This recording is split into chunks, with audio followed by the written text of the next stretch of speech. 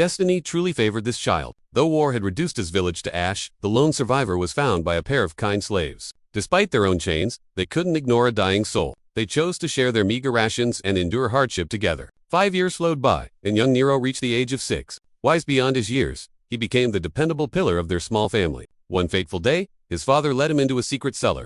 It was filled with books forbidding treasures that meant certain death for a slave. His ancestor had carved this sanctuary generations ago, perhaps sensing a day when the tides of fate would finally turn. A new era was coming, but tragedy struck first. His father suddenly collapsed in the fields, his life slipping away in the garden soil. It was cold-blooded murder. That Kawat had poisoned his medicine. Nero swore a blood oath to curse the villain for all eternity. The nightmare deepened when the master sold his mother away. Powerless, she entrusted her to baby daughters to Nero's desperate care. He vowed to become iron, refusing to shed a single tear before these beasts. Yet, reality remained a cruel and unforgiving master. Days later, that monster beat his mother to death. As his sisters wailed in agony, Nero shielded their eyes from the horrific sight. His soul screamed to weep, but he refused to let his spirit break. He would never show weakness to those who destroyed him. He had to protect his little sisters. When the murderer was finally dragged away by soldiers, the villain dared to howl and protest. "I'm no killer. She was worth less than a horse. Are you telling me a man goes to prison for a beast?" The sheer audacity was sickening. At last, the devil faced his judgment.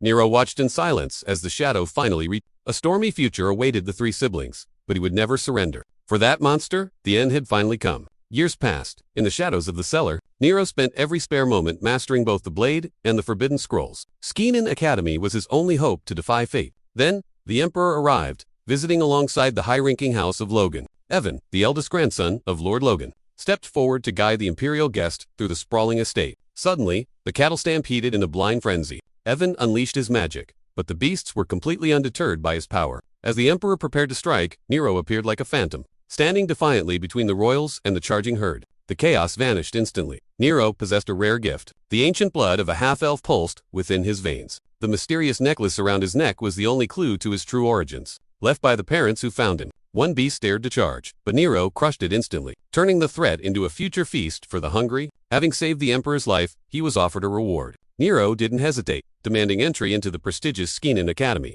But the Emperor saw through the facade. He realized Nero's heritage and that he had orchestrated the stampede to begin with. A slave wielding steel is a rebel. The Emperor's mercy vanished, sentencing Nero to a life of hard labor in the Akali mines. Hope shattered instantly. He was sent to dig Mana Crystals, a hellish death sentence from which no soul has ever returned. The mines were a slaughterhouse. 2 monsters, Mana Crystals were a feast, driving them into a bloodthirsty and murderous frenzy. Back home, Nero's twin sisters were left drowning in tears, far too small to survive the harsh world alone. A gluttonous noble set his sights on the girls, but the master refused. Knowing the man's twisted and perverse reputation, within the dark transport carriage, Nero could only howl in rage at his own pathetic helplessness. A year of planning had crumbled before the Emperor's eyes. But he couldn't die. Here his little sisters still needed him. The guards silenced his cries with brutal strikes. Each lash of the whip ignored his desperate, heart-wrenching pleas for mercy. Suddenly, a monocrazed wolf lunged from the shadows, its fangs bared and dripping with a primal, supernatural hunger. The terrifying beast sent the guard into a dead faint. Luckily, a hail of arrows forced the black predator to retreat. Of the 8 who started the journey,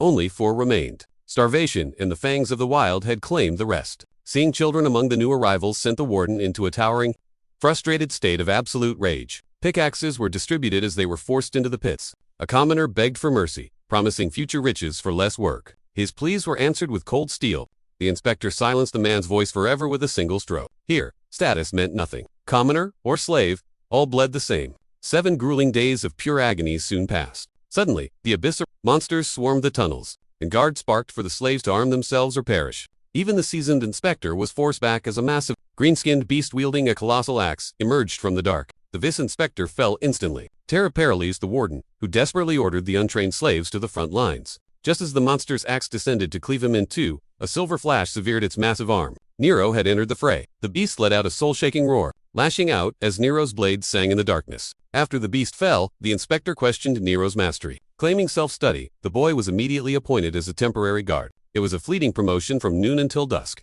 The remaining hours still demanded back-breaking labor, deep within the dark mines. Joy flooded his heart. For the very first time, his hidden potential had finally been acknowledged by the world. Yet these monsters were formidable foes. Nero knew his victory was a fluke, born only from a desperate, calculated ambush.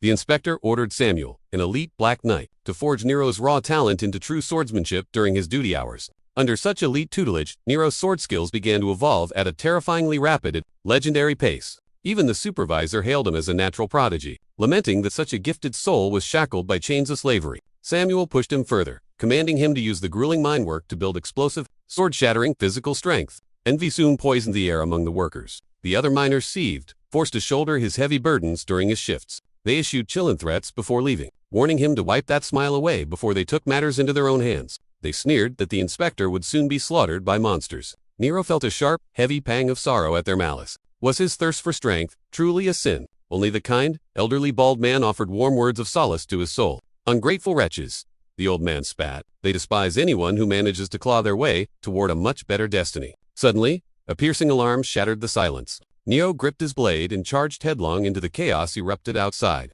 The inspector was trapped, surrounded by a bloodthirsty horde. He had already sent a desperate plea to the kingdom for salvation. Then, the unthinkable happened. The monster spoke. It mocked the old man, claiming humans weren't the only ones with a kingdom. With a sudden flash of steel, the inspector was silenced.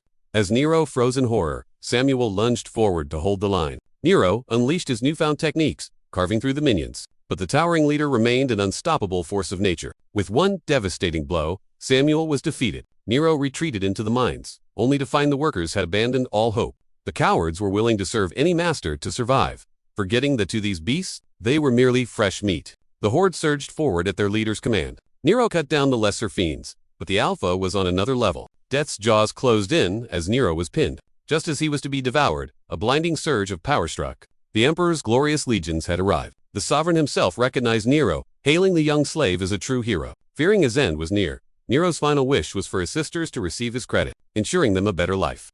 The Emperor bestowed divine healing upon him. Suddenly, the spineless cowards emerged, shamelessly claiming they were the ones who fought. They mocked Nero, claiming a mere 13-year-old could never have stood against such terror. Their lies were as thick as greed. The king saw through their deception instantly. With a single wave of his hand, he reduced the liars to mere ash. The king ordered Nero to Skyron Academy. Before departing for his new destiny, Nero shared a tearful farewell with his sisters. "Stay strong and work hard," he whispered. "I will return to break our chains. Soon, we will never be slaves again." Embracing them one last time, a burning resolve ignited in his eyes. He would become the strongest, no matter the cost. Alongside the master's son, Nero set off.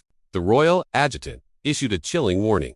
Nero was to be treated with respect. Cheers erupted as the future protectors departed. 2 Neros shocked the king, gifted him the legendary blade of Commander Chicas himself. Having lost his sons to the demon god, Chicas had sought exile. Now, Nero held the family's solo legendary masterwork blade. From a boy who couldn't lift a blade to owning a masterpiece. After days of travel, the gates of Scannon loomed ahead. The guards saluted the noble Regus bloodline, but their eyes widened at Nero, the boy the king had claimed as his own. Evan's pride was wounded as a lowly slave stole the spotlight. He hissed at Nero to keep his distance forever. "Never forget your roots," Slave Evan sneered. But their bickering was cut short as the grand entrance ceremony finally began. The massive hall was packed with elite talent. Headmaster Kezia took the stage, welcoming the legendary Sons of Heaven to She spoke of bloodlines, born from the Great Demon War, including the science of Archmage Witten and the illustrious House Up. From elven royalty to the heirs of the Black Knight, the hall was filled with the continent's most powerful lineages. As the headmaster boasted of this unprecedented generation, a wave of excited whispers swept through the gathered crowd of elite.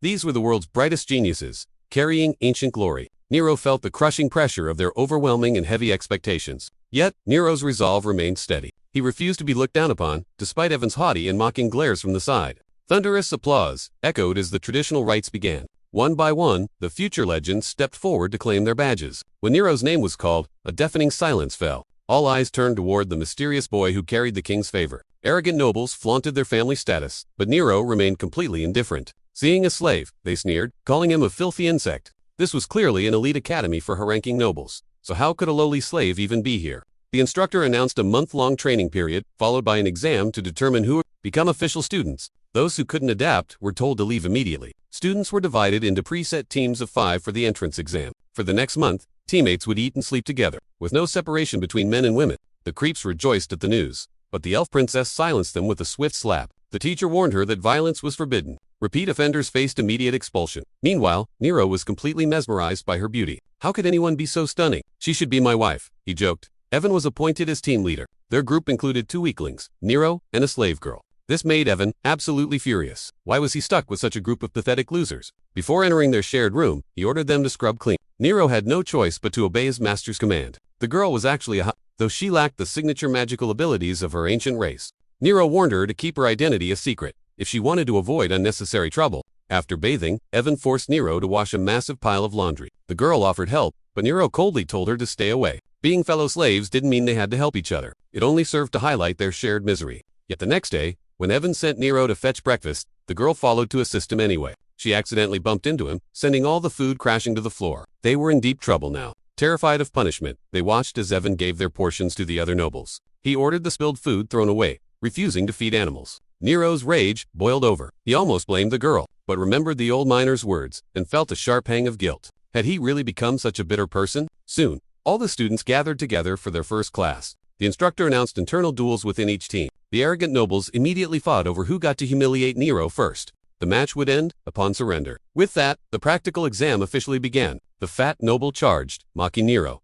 "A slave like you can't even hold a sword. What can you possibly do?" He was instantly wrecked. Nero shattered his wooden sword with one strike. Even after getting a replacement, Nero broke that one too. The entire class watched the exchange in stunned silence. Confused, the noble demanded another sword, but the teacher refused. The problem wasn't the blade. It was Nero's overwhelming power. The noble finally surrendered in shame. The instructor barked, "Winners to the right, losers to the left." Those without internal opponents were allowed to challenge other groups to avoid losing points. Nero was the very first victor, shocking the nobles. How could a slave be this strong? The second winner was the elf princess. Nero tried to greet her politely, but she seemed confused by his formal behavior. Elves had no concept of slavery, so she simply told him to speak naturally. Evan secured the third victory, bursting with pride. Nero tried talking to the princess again, but she ignored him. Evan then stormed over, screaming, "How dare a slave defeat a noble?" The slave girl lost her match, getting beaten until her face was swollen. Back in the room, Evan's gang started more trouble. Seeking revenge for the duel, Evan ordered Nero to kneel and act as a horse for the fat noble.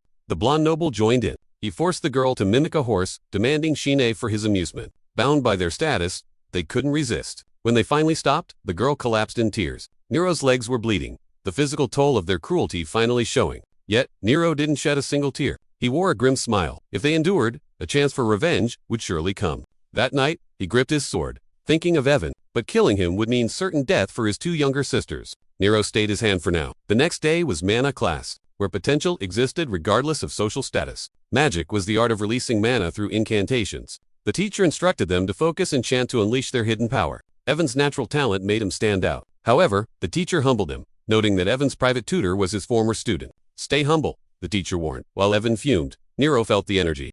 He recited the spell, and a massive pillar of flame arose. Everyone was stunned by his raw power. The field test began. 2 members from each team would be eliminated before the finish. Dangerous monsters lurked ahead, scaling in strength based on the student's power. The instructor issued one final warning. "You must remain extremely cautious during this practical exercise," the teacher stated firmly. This exam would decide their entire futures. Warning them against overconfidence, Nero gripped his blade and entered the dark forest. Brutal trials await them. The instructor warns that only the strong survive, leaving the arrogant nobles trembling in fear. Danger is real, though teachers stand ready to intervene. Yet, the noble students still mask their fear with pride. In this army, status means nothing. Those afraid to face death are told to leave the academy immediately. The final hurdle is a narrow bridge where rivals can clash. Only the top 3 will earn elite status. At dawn, Nero finds a girl in tears. A golden-haired noble has spitefully destroyed his only pair of shoes. She desperately sought a replacement from the staff, but the storekeeper won't return for an entire month. Working through the night, she struggled to help. As the race begins, Nero charges forward, completely barefoot. He swiftly slays two mana beasts with a single strike. Suddenly, the girl arrives, breathless, clutching new shoes. She had modified her own shoes for him, leaving her own feet bloodied and raw from the harsh path. Feeling weak and talentless, she believed this was the only way she could truly support Nero's journey. Moved by her sacrifice, Nero vanishes like lightning. He refuses to let her precious efforts go to waste. Meanwhile, the 2 pathetic nobles in his group are struggling miserably against the lowly vole monsters. They actually cry for their mother's It's a pathetic sight that makes one wonder why they even came. Even the powerful Evan is drained of mana before reaching the bridge. Suddenly, a blur of motion overtakes them. It's Nero, standing defiant on the bridge. The fat noble mocks him, telling the manure shoveler to crawl back home. While he barked insults, Nero's blade struck. The teacher had to dive in to save the falling fool. The skinny noble attacks next, but his blade shatters instantly against Nero's overwhelming power. He attempts a fire spell, but Nero counters with a massive inferno that leaves the noble in total shock. With a thunderous blast, he follows his friend off the bridge. Now, only Nero and Evan remain. Evan vanishes, initiating a high-speed flame combo. Is he actually using high-level teleportation magic? The relentless assault pushes Nero to the limit. One wrong move, and he will plummet into the abyss. Evan fires a finishing blast, but Nero's mysterious necklace glows. nullifying the deadly flames instantly. Seizing the moment, Nero blows Evan away. Though Nero could have let him fall, he reaches out to save him. Nearby, the girl weeps in solitude, convinced she has failed her family's legacy due to her perceived weakness. But Nero appears with a warm smile. Since the nobles failed, she has officially passed the entrance exam. Her father sacrificed his life to secure this chance, dying while protecting his master's young son. The young master passed away early regardless. So the Lord sent her to Scannon Academy to honor her father. This was her father's final wish. Now, as official students, they finally receive their prestigious academy uniforms.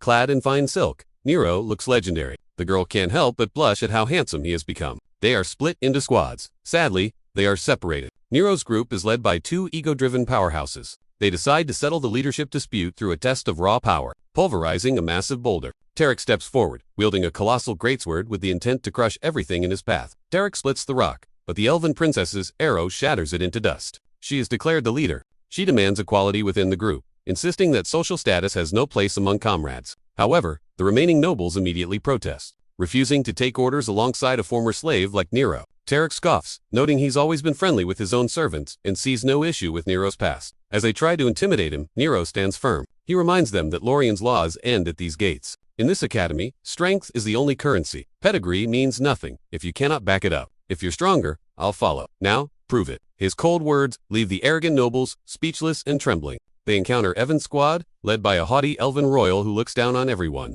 She mocks the princess, asking if she truly expects to pass the next trial with such fools. Tarek bristles with rage, ready to draw steel, but the princess remains perfectly composed and deadly. She retorts that Evan already lost to Nero, making the royal group look like the true losers. The internal war for the elven throne is fierce, with three royal houses constantly vying for ultimate power. The Tairasu bloodline hasn't ruled for 7 generations. The princess carries the heavy fate of her entire clan. Tomorrow, the instructor reveals the second trial, a 3-on-3 showdown. Only the victors will advance to the second year. Consequently, their class is split into teams A and B through a random lot drawing. Nero is teamed with 2 spirits. Their first lesson, total unity. Do you see that distant rocky peak? Both squads must march there with their legs bound together. But after just one step, a teammate collapses face. Blood streams from his mangled knee. But there is no time for pity. The training must continue. The princess refuses to lose. She screams at him to stand before he becomes a roasted pork foot. While they struggle, the opposition dominates. Tarek literally carries his teammates to victory. What a legend. But every time they gain momentum, the spirit brother takes another brutal faceplant. The princess delivers a swift kick for his incompetence. To Nero's horror, the guy actually smiles. Is he a masochist? Thinking it's a trick, Nero copies the fallen Lee to get kicked by the princess himself. Talk about bad luck. Not to be outdone, the spirit brother collapses while standing perfectly still. Rest in peace, buddy. Team A clinches the win. Barak tries to flaunt his sick, but the princess puts a dagger to his throat. Get lost, you show off. She snaps. But these persistent brats haven't given up their schemes yet. They risk everything to peep at the girl's path. Sudden screams echo, followed by the princess's flying daggers. Alan's face says he saw something substantial. Falling 3 floors was worth a view, despite the eye trauma. Day 2 brings a new magic lesson. Collective mana control. Their destination? The mysterious spirit forest. The instructor presents glowing purple spheres known as wisps. These entities are the key to today's trial. Tiransu is fascinated, especially since she can actually communicate with these mystical beings. However, cheating won't grant her victory. Deep within, the 4 great spirits of the forest lie in wait. These ancient entities despise intruders. They release a crushing aura as a final warning to all who enter. While monsters flee, humans face death or grave injury. To survive, total unity is their only hope. You've studied various defensive spells. The teacher notes, now, use them to shield yourselves and your comrades. Before the start, the teacher confiscates Nero's necklace, promising its return only upon successful completion. It seems the instructor has sensed a hidden, extraordinary power dwelling within that trinket. The earth spirit strikes. Nero lunges forward, shielding Princess Tiransu from a devastating blow before collapsing unconscious. Fortunately, the teacher's secret protection spell saved him. Waking up, Nero radiates the aura of a legendary hero. You're the one who got thrashed, not me, Nero quips. Besides, he had been lying there far too long. Totally speechless. Tiransu breaks her own rules to cast a healing spell, flooding Nero's body with surging vitality. Disaster strikes. A teammate accidentally strikes the scales of the blue dragon, the divine guardian of the forest. They are now enemies of the entire woods. A thunderous roar erupts, making the foundations of the earth tremble. Tiransu desperately pleads that it was a mistake. However, the forest spirits demand they face the queen herself. The forest queen descends from the heavens. Kneel, the teacher commands. If Her Majesty's wrath is piqued, death will be their only certain fate. Tiransu attempts an explanation, but the queen remains unmoved and cold. No mother forgives those who harm her offspring. She demands a blood sacrifice from the one responsible. To attack her child is to forfeit life. As the culprit trembles in terror, Nero unexpectedly steps forward. Claiming the deed, Nero taps into his half-spirit heritage to communicate with the divine queen. "We are mere students undergoing our trials," he explains, "but we were suddenly ambushed by the forest's own spirits. To protect my comrades, I acted in haste. Great queen, I beg for your divine mercy." The queen is impressed. A noble answer. She mused. Protecting what we love is the very essence of existence. With that, the queen departs, and death is averted. But Nero's secret half-spirit bloodline is now exposed. The princess is stunned. To her people, his kind is a cursed race. Her gaze turns instantly ice. When a water spirit strikes, Nero shields her with his mana. Yet, she'd rather suffer than accept his help. "Stay away from me," she demands. They are now nothing but strangers. Thus, the trial concludes in bitter silence. The victory feels hollow. As the teacher returns the necklace, he begins a tale from a forgotten era. An age when spirits and half-spirits lived in harmony. When spirits fought to the death to protect his kind. Decades passed until friction finally ignited. The elves reached a grim verdict. Half-elves have no future in this world. Cursed by their mixed blood, they split into two extremes. The pure-hearted, like little Maria, or the ultimate embodiments of evil. To the world, they are shadows in human form, unable to control their own inner chaos. Can you truly master the darkness within? The truth finally clicked for Nero. But a final warning echoed, never let an elf see that necklace, or hell will follow you. Exam day for the second year promotion finally arrived. Tyron Sue remained as frosty as ever. Today's challenge, a test of pure intellect. Fate has a wicked sense of humor. Nero, Tyron, Sue, and Terex were grouped together, much to the princess's visible disgust. Like it or not, they had to cooperate. Their destination was the sacred tree of the Mu Empire, place where touching is forbidden. The tree of Maxnia bears the divine fruit, a treasure beloved by Saint Lu. And high above, do you see that bird? That is the legendary Eri. To hunt or even touch them is a sin. They guard the fruit as the primary food for their young. However, their presence has become a major headache for the Empire. Their mission is simple. Evict the legendary guest. There is a catch.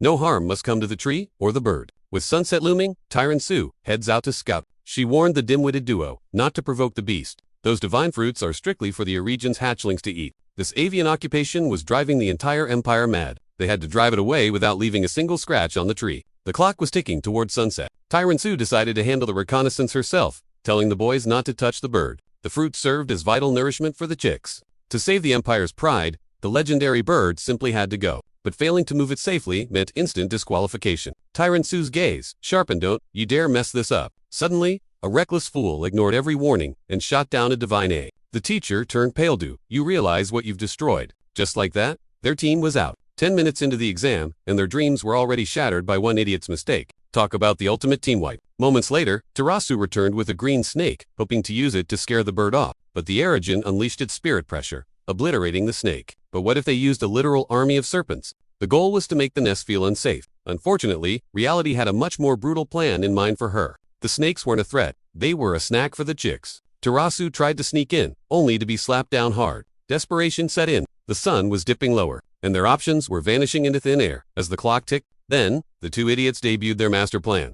Dressing up as clumsy birds. Even the princess was stunned into silence. The bird's response, a face full of droppings for tears. Enraged, she drew her bow, but the Erigen parried it effortlessly. It was a miracle that her stray arrow didn't scar the sacred tree. With seconds left, Nero's eyes lit up. An epiphany struck. If they couldn't fight the bird, they would smoke it out. They ignited small fires, sending thick plumes of smoke upward. Fearing for its young, the legendary bird finally took flight. Victory. Nero's quick thinking saved the day. Every creature fears fire, and even the mighty Erigen wasn't immune to its heat. Their wind-based powers were their pride, but the rising flames rendered their legendary status completely useless. Congratulations, you've passed perfectly. Meanwhile, their disgraced teammate was sent packing back home in shame. A reunion seemed far off. By the time Tyrasu finished her bath, their companion Jen had already vanished into the night. She didn't mind though. To an elf, human lifespans are but a fleeting moment in an eternal journey. She could find him whenever she wished. Then, she summoned Nero to her private chambers, sparking some questionable thoughts, fresh from the bath and calling him in. Nero's mind raced, but Tyrasu only wanted to share some tea. But this wasn't just tea. It cost 200 gold coins. Nero's entire yearly salary was only a single gold piece. How could anyone even swallow something so expensive? Nero tried to save every drop, only for the princess to threaten him. She began to open up, speaking of her strict upbringing and the heavy weight of her family's destiny on her shoulders. She grew up in a world of cold expectations, where everyone tried to break her spirit. Everyone except for one person. A single soul who stayed by her side when the shadows felt too heavy to bear. Her Uncle Ama, a great spirit, who broke every rule when he fell for a lowly maid named Adele. He fought for their love, pleading for the clan's blessing. But they met his passion with cold rejection. Forbidden from seeing his love, the warmth in Anime's heart died, replaced by a consuming, terrifying darkness. He chose a path of ruin, leaving Tairasu unable to trust another soul ever again. That trauma built a wall around her heart. But Nero reached out. You can change this. Don't let doubt win. I will never follow the path he chose. This is my resolve. A vow of honor. Suddenly Tairasu spots Terex Eve's. An arrow flies, nearly ending his life on the spot. Tairasu vanishes immediately. Nero seethes with rage. That idiot just ruined his golden moment with a goddess. With friends like these, who needs enemies? The next day, the survivors officially become second-year students of Essenon Academy. To those mourning fallen comrades, do not despair. Today, new members will join your ranks. Nero is reassigned to a new group in the old Class D quarters. Tairasu teams up with Evan, an rival elven princess. She has blossomed, shedding her introverted shell. Meanwhile, Terex is paired with the kind-hearted Maria. Terex leads with kindness. In contrast, Nero's noble teammates treat him like common trash because he's a slave. They force him to clean their quarters, treating him like a ghost and an unwanted burden. They even dump the leadership on him just to avoid the hassle. Still, it beats the brutal beatings of his past. Maria faces similar scorn. Her teammates look down on her for being both a half-elf and a slave, but Terex's iron will silences them instantly. Any complaints? Go see a dentist then. Evan remains obsessed with his loss to Nero, training man. He unleashes magic in the dead of night like a madman. Tairasu intervenes with a cold warning. If you're weak, stop trying to show off. She reminds him that his father's honor came from virtue, not from being a slave to his own burning rage. As for you, no matter how great your kindness, it will only be burned to ashes. The next day, Nero is the only one who shows up for class. The teacher fumes. Next time, their sins fall on your head. Next is the unity lesson, designed to forge a bond between teammates. But the nobles completely ignore Nero. They live in two separate worlds, under the same roof. Loneliness is etched into his face. That day, they travel to Squat Hill, the kingdom's most beautiful vista. The target? Blast running. These gluttonous beasts breed at an alarming and dangerous rate. They are lethal predators. Your mission today is to hunt down these blade monsters. The group with the highest tally wins a reward. Teamwork is the only way to survive. Facing them alone is suicide. Furthermore, no teacher will offer aid. The hunt begins. Nero's teammates ditch him, telling him to just sit still. They find hunting alone far too boring. He decides to go solo, blending magic with his blade. Nero swiftly executes his first target. Suddenly, another beast ambushes him. Nero is forced into a desperate fight against its overwhelming tree-shattering strength. With his mana depleted, he's forced into a raw struggle. Driving his sword directly into the monster, he kills the beast, but plunges into a deep ravine. He lies there, motionless, looking like a corpse. Vultures circle his broken body. Just then, a flaming arrow streaks through the air, driving them away. It's Maria. She arrived just in time, even risking a painful fall down the slope to reach him. She's a clumsy one, but thank goodness they are both still alive. Maria uses healing magic, a skill she taught herself while trying to save a friend. She offers him comfort. Though they are slaves, they cannot let the hardships of today break their spirits. Nero is moved by her will. He begins to meditate, recalling a technique to rapidly restore his mana. Once his power returns, he unleashes a blaze to carve a path back to the surface. The slope isn't too steep, and they manage to climb out. Exhausted, they are finally found by their teacher. It's time for the final tally. Most groups manage 3 kills, but Tairasu's team leads with 5. Nero's teammates start whining again, blaming their rank on his supposed uselessness. Suddenly, the teacher returns with Nero and the carcasses of 2 massive monsters. The crowd is stunned. A slave did this. His team rejoices, thinking they've snatched the top spot. But Nero speaks up. I'm giving these kills to Maria's team. She's the one who saved me. His teammates explode in a fury. You fool. Do you realize this affects our final grades? A slave like you should know his place. Do you actually want to die? Nero grabs the blade with his bare hand and roars. If you have the guts, then kill me. He stood frozen, dropping his blade in sheer terror. All talk and no action. Soon, every student plunged into intense training for the year-end exams. No matter how hard Nero swung his blade, that stubborn tree refused to fall in a single strike. 9 months passed. The ultimate test of endurance had arrived. The objective was simple: pure survival. Each student was cast into isolation. To pass, they had to endure the wilderness for 2 grueling months. Scant rations wouldn't last 2 weeks. Their only hope: foraging wild mushrooms and hunting a lone forest boar. But Nero was confident. He was the most resilient soul in this entire academy. After all, he'd spent years restraining his urge to crush those arrogant nobles' faces. 2 weeks in, the hungry aristocrats finally slaughtered the boar. Disaster struck. After just a few bites, the meat turned rancid. Yet, with starvation looming, even rotten flesh was a luxury. Some idiots ate poisonous mushrooms and were instantly disqualified. Amateurs. A true survivor could last a decade on a deserted island with enough cash. Other weaklings cried for their masters the moment a beast growled. Another batch of failures eliminated. How pathetic. If they'd just smoked the meat, they could have feasted for weeks. Meanwhile, Nero used his spirit skills to bond with a boar, but this pig had a massive ego and ignored him completely. He watched the beast forage, realizing if it could eat those mushrooms, so could he. But the boar didn't appreciate sharing and chased him off. What a greedy pig! Nero waited for it to sleep before daring to descend from the branches. This survival ordeal was the principal's brainchild, designed to separate the true elites from the True genius shines brightest under extreme pressure, especially when the world isn't watching their every move. Some emerged as terrifying rulers, while others sought a peaceful coexistence with nature. Then there's Maria. Her luck was so bizarre that even the boar felt pity and shared its food with her. Meanwhile, Hustarage engaged the boar in a duel of honor. Loser starves. The beast accepted the challenge, charging with masculine pride. Finally, we have Nero, the conqueror. But how exactly would he conquer this wild trial? All we saw was him getting chased like crazy. Suddenly, Nero leaped from a tree, treating the beast like a wild mount. They wrestled until dusk, but the pig was stubborn. It even rejected the delicious cookies he offered. By nightfall, hunger won. The beast finally devoured the treats and begged for more. Those cookies were a game. A friendship was born. Man and beast decided to cooperate for the sake of survival. He even dumped his cookies and ate alongside the boar. Absolutely insane. Who would have thought of such a bizarre tactic? After a drink, old Piggy finally shared its secret stash with Nero. Now that's what I call a true sworn brother. A month passed, and the ordeal finally ended. Despite the shared food, Nero collapsed from sheer exhaustion and hunger. The principal beamed with pride. Impressive. You survived the trial designed by your adorable, lovely principal. She felt like a proud mother watching her dear children blossom into powerful warriors. Soon, you'll enter my private chamber to feel my warmth. Whoa, lady, that's getting a bit too creepy. Those who survived were promoted to the third year. It was time for a new team reshuffle. To everyone's surprise, Nero was teamed with Teresal and Evan. Naturally, the princess remained their undisputed class leader. Nero bumped into Nerea in the hall. The survival trial had worked. Wonder she was now a stunning, slender maiden. Nero was stunned, his face turning beet red. Is it time to add her to the harem collection? Nerea whispered a warning. Don't you dare call me master while Teresal is around. Destiny isn't set in stone.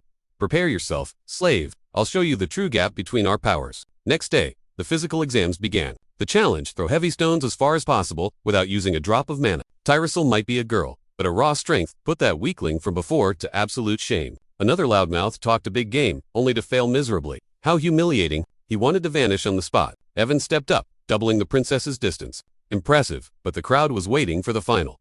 Boss. Nero launched it 3 times further than Teresal, crushing Evan's record. The silence was deafening, as Evan fumed in silence. Next was the sprint. Being an elf, Teresal vanished in a blur of pure speed. But the battle for second place was fierce. Nero refused to lose, while Evan was desperate to avenge his past defeat. Running like a madman, Evan barely edged out Nero to secure the second-place spot. During the break, Nerea brought him water. But this cautious bastard made her take the first sip to check for poison. He was actually aiming for an indirect kiss, making Evan's blood boil with jealousy. The next day, their 4-eyed instructor revealed the 3 primary paths. If your physical prowess is supreme, the path of the Black Knight awaits. Those blessed with immense mana are destined to become black wizards. However, for those gifted with lethal agility and sharp wits, the archer's path is yours to master. Hidden paths also exist hybrids, like the magic swordsman, a prestigious class held by the king himself, to measure their true potential. Today's lesson focused on the devastating power of basic area of effect skills. With a thunderous strike, the teacher unleashed a swirling vortex of flames. Now,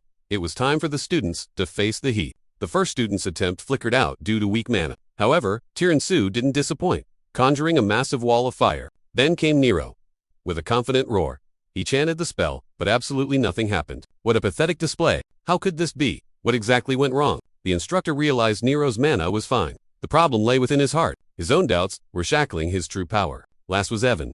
Fueled by pride, he unleashed a colossal inferno that dwarfed Tiramisu's flames completely. With such overwhelming magic, he could easily be a top-tier black wizard. Yet he chose the way of the magic swordsman. For months past, their next trial took them to a breathtaking valley, a strategic military stronghold of immense importance. Hidden within its depths was the Opiro Mine, a legendary site. This rare magic ore is the core component for high-tier artifacts, commanding a price that could bankrupt nations. Decades of blood have been spilled defending this treasure. Their mission: find the hidden entrance into the mine. The path was tiny and expertly hidden, a true test of their perception and survival instincts. A special reward awaited the first to find it. Immediately, the teams scattered to begin the hunt. The difficulty was insane. Hordes of earth goblins infested the area, waiting to ambush them from every shadow. While Nero cut down goblins, he encountered a terrified guard fleeing for his life. The soldier was butchered instantly. Nearby, Evan's team was also surrounded by an endless tide of monsters. This wasn't part of the exam. Suddenly, Terensu's desperate scream echoed through the valley. She was being swarmed. No matter how many she killed, more kept crawling out of the darkness. Nero lunged into the fray. With a single slash, he felled a beast before unleashing a powerful strike to clear the path. But the monsters were relentless. Luckily, Evan's devastating fire magic incinerated the threats just in time. Regrouping quickly, they formed a tight defensive perimeter to hold the line. Suddenly, the boss appeared, a towering monstrosity. Nero stepped forward to challenge it, leaving the others to handle the grunts. Evan wouldn't let him take all the glory. Despite the danger, he refused to let Nero monopolize the spoils. They were outmatched. Nero's attack barely scratched the beast, and he was sent flying with a single brutal blow. Evan charged in with a sword magic combo, but the boss crushed his efforts, leaving him battered and broken. Their mana shields saved their lives, but their reserves were empty. Only Nero had enough strength left to stand. The boss growled in contempt. Is that all? The fun was just beginning. You pathetic insects. Monsters closed in on Nero. Evan tried to pull Terensu back without mana. They had no choice but to retreat. Death loomed over Nero, yet his spirit refused to break. He would not let this be the end. With a primal roar, he shattered his limits. A massive explosion of fire wiped out the horde before he finally collapsed. Enraged, the boss moved to finish him, but the instructor intervened, trapping the beast with powerful earth magic. The boss threatened them with his master's arrival, but the principal appeared and obliterated him in one casual strike. The remaining stragglers were purged. This was the price for daring to tread on Academy soil. As they headed back, Terensu noticed the peculiar necklace around Nero's neck and gasped in shock. Back at the Academy, the trio was hailed as heroes for facing such a formidable foe, true models of excellence. For the first time, everyone cheered Nero's name. The former slave had finally earned their respect. The sneers of the past were gone, replaced by looks of genuine admiration and awe. Their bald instructor rewarded them with ancient artifacts. While the principal summoned Evan to her private quarters, she revealed the final survival exam and handed him the answers. Privilege certainly has its perks. Starting this year, I'll help you become a real man, she whispered. Talk about a confusing choice of words. The instructor handed out the manuals, demanding they memorize every word before the trial began. No assistance would be allowed during the exam. From tomorrow, they were confined to the library for some. Nero felt confident. History was the only subject he mastered while imprisoned. The group studied relentlessly day and night. The results were finally out. 2 failed. Rax scored 6, but Nero only scored 14. It was a disaster. He stood frozen, unable to fathom how his efforts failed so miserably. The next day, the Ragagas clan reclaimed him. On their master's orders, they welcomed him back with a beating. His new status was a slave to slaves. His sisters, Sylvia and Wendy, embraced him. Now, as beautiful as their mother, the butler summoned him to the master. Fuming, because Nero addressed Evan without using the proper noble honorifics, you are just a lowly slave, while Evan is the rightful heir to this entire noble house. Despite Nero explaining the Academy's rules, the butler ignored him and struck him, threatening to sell his sisters away. The buyer was the very monster who murdered their mother. No matter how Nero begged, the man showed no mercy. Nero knelt before his mother's killer, pleading for his sisters. Please reconsider. They are still just innocent children. They haven't been taught the life of a slave yet. Please, I beg you, buy me instead. Take me. I'll do anything you ask. Nero sobbed in desperation. I will even kill anyone you want for you. And so, Nero was sold. His sisters wept bitterly, fearing this would be their final goodbye to their brother. Forced to work from 3 in the morning, sleep became a luxury. His life spiraled into the hell of slavery. No matter how hard he toiled, the relentless abuse and oppression left him gasping for air, suffocated by despair. After days of labor, Huawei granted him one night's rest, only to torture him with a whip for sick pleasure. Then came the chilling truth. He was the one who poisoned Nero's father just to steal his mother away. He had tortured her to death, just like Nero. Now, consumed by rage, Nero gripped a stone to strike him down. But he froze. If he struck now, his 2 sisters would surely face the ultimate penalty of execution. He endured the lash, forced to chant, I am a slave. It is a sight that truly burns with injustice. Meanwhile, Tarasu overheard Evan's group bragging. The truth was out. The study guide they gave Nero was a complete forgery. They moved to destroy the evidence, but Tarasu's spirit had already intercepted the fraudulent book they intended to burn. Tarasu reported the fraud to the teacher. Under pressure, the nobles confessed that Evan was the mastermind behind it all. Tarasu sought revenge for Nero,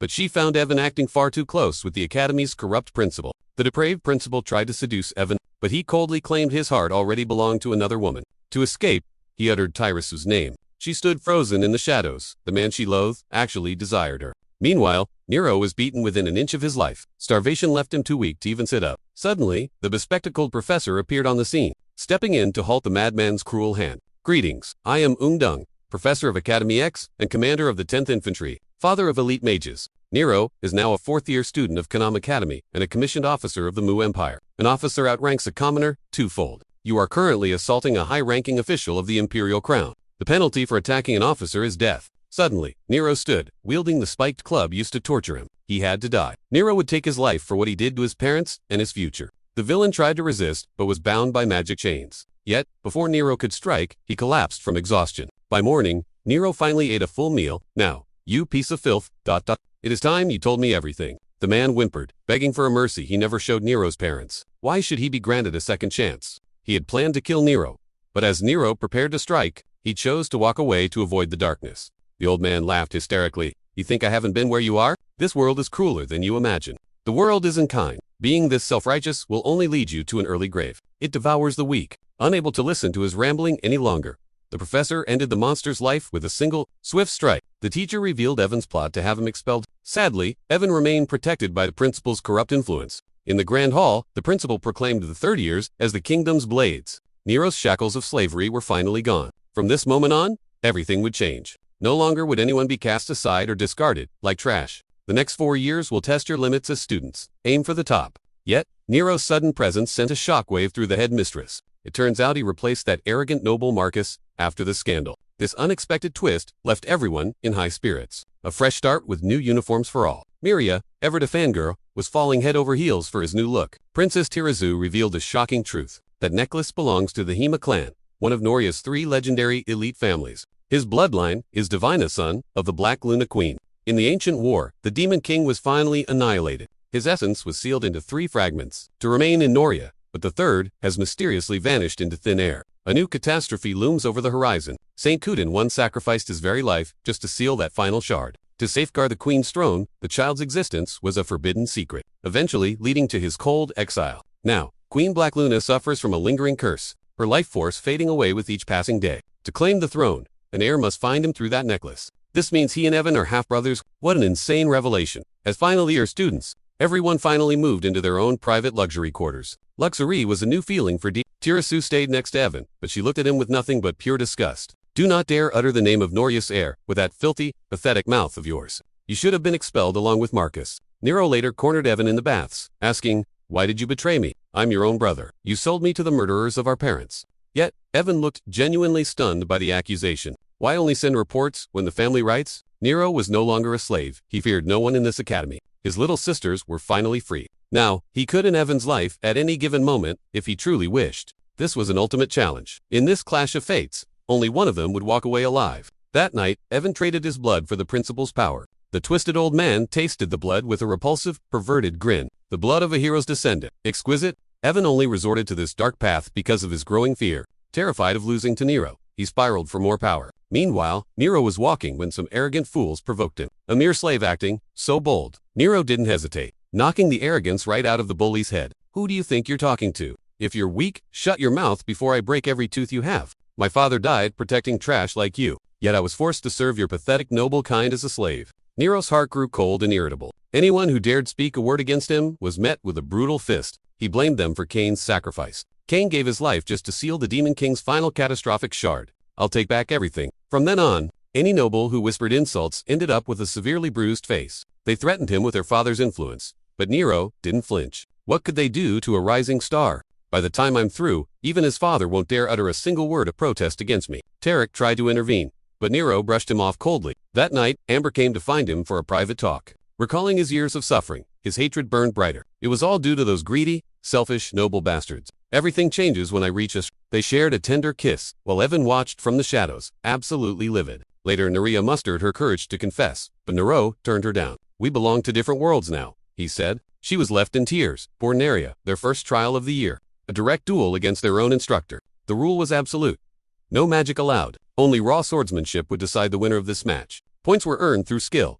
Land a hit for 1 point. Knock the teacher down to earn 3. Finally, neutralize the master to claim 5 points. The students charged at once, hoping to overwhelm their teacher. But victory wasn't easy. They were swept aside instantly. Even Evan and Zier's combined assault failed to land a hit. A single strike sent them flying. They charged again with desperation, but the instructor remained completely untouchable. Suddenly, Nero lunged forward. A single powerful clash pushed the bald instructor back, catching him completely off guard. When did he get this fast? Nero was reading every movement. Neither side would yield an inch in this duel.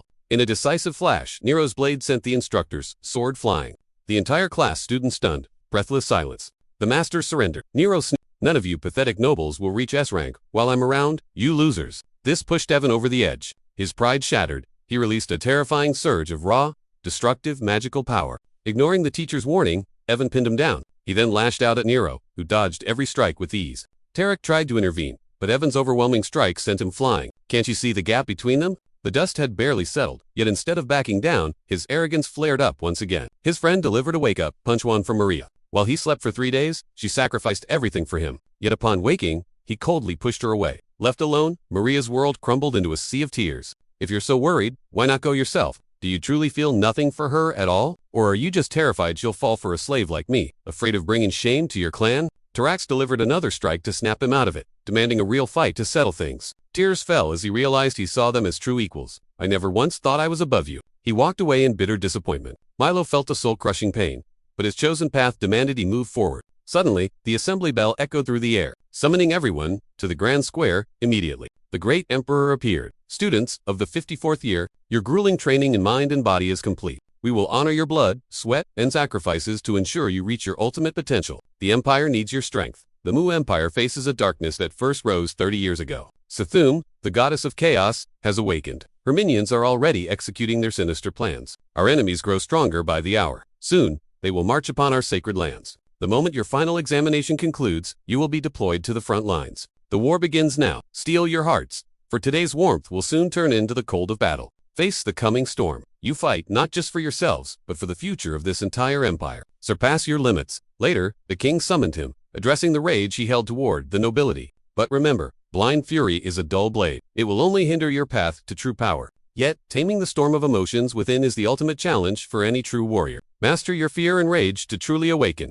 The king then offered to teach him magic swordsmanship basics. That night, the king personally attacked Evan, ruthlessly provoking the deep-seated hatred buried in his soul. Pushed to the brink, Evan's demonic wings erupt. So, you've finally shown your true colors, haven't you? 3 months vanished. The final trial began the legendary test of humanity. Students were paired to hunt monsters, but killing a teammate meant instant disqualification. The crowd was stunned. With parental consent secured, they were given 30 minutes to find a partner they could trust. Naturally, everyone fought for Nerea. The Saintchi was overwhelmed by the sudden swarm of suitors. Luckily, a wind spirit brought a message from Terra, allowing Nerea to escape the chaotic crowd. Terex was so intimidating that no one dared approach him. Meanwhile, the two troublemakers ended up together. None were brave enough to face them. Yesterday, Evan had risked everything to confess to Princess Nero also decided to bare his soul to Nerea, speaking with brutal and painful honesty. I'm fighting to suppress the beast within. I don't know when I'll lose control. Don't hate me. Nerea vowed to fight by his side, but Nero simply turned his back and walked into the shadows. He had chosen a solitary road. He couldn't let his darkness consume her life as well. Taraj finally found a partner. Seeing a small rabbit, he thought,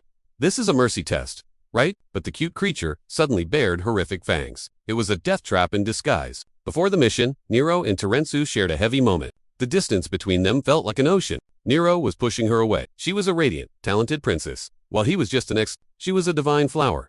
He was the mud beneath. Their worlds were never meant to collide. As the monster inside grew, they parted ways. Here in the news, Nerea broke down in tears. The princess realized her true feelings, leaving her heart in a state of utter turmoil. Meanwhile, Nero and Evan clashed with lethal intent. Both unleashed the forbidden techniques taught by the king. Flaming blades collided in a singular, decisive strike. With a thunderous impact, Evan's sword was sent flying. Desperate, Evan tapped into his raw hatred, summoning a demonic arm to crush his opponent. Nero's sword drinks the lightning, radiating an eerie, divine glow. With overwhelming force, the blade shatters the demon's arm, sending Evan crashing back. Blood sprays from Evan's mouth as his limits break. Unleashing his forbidden mana, monstrous wings and demonic arms sprout from his back. A chill runs down Nero's spine. Those eyes belong to the demon king himself. Moving like a flash, Nero severs the beastly arm before driving his steel home. Evan's resentment boils over. Why? Why can't this borrowed godlike power surpass you? Your true enemy is your own heart, Nero declares. As Evan begs for death, Nero reveals the world-shaking truth. He is the son of King Gunther and Queen Luna. Bound by blood, they are half-brothers. This necklace, his only treasure from a life of slavery, is the undeniable proof of his royal lineage. Evan stands.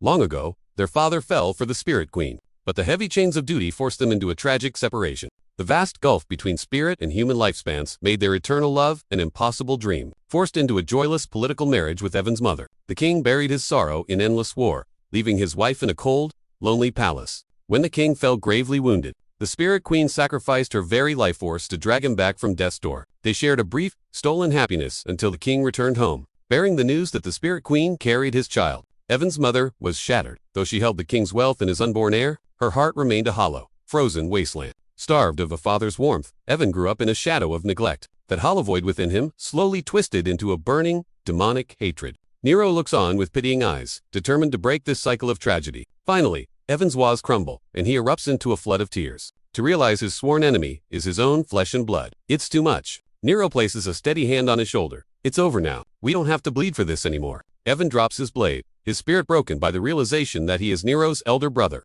Rage flares as he blames Nero for his mother's suffering. Suddenly, the demonic energy within him explodes into a terrifying frenzy. Despite Nero's pleas for peace, the madman continues his assault, blowing him back repeatedly. This brutal duel is reaching its violent climax. Just kill me, brother, Nero rasps. The words only fuel Evan's fury as he plunges his sword down for the final strike. At the last second, Evan's humanity conquers the dark. He halts his blade, choosing mercy over the path of blood. The trial of mercy concludes. However, points are docked because those poor rabbit monsters didn't survive the crossfire. While the brothers were busy trying to kill each other, Maria took first place. She managed to pass without shedding a single drop of blood.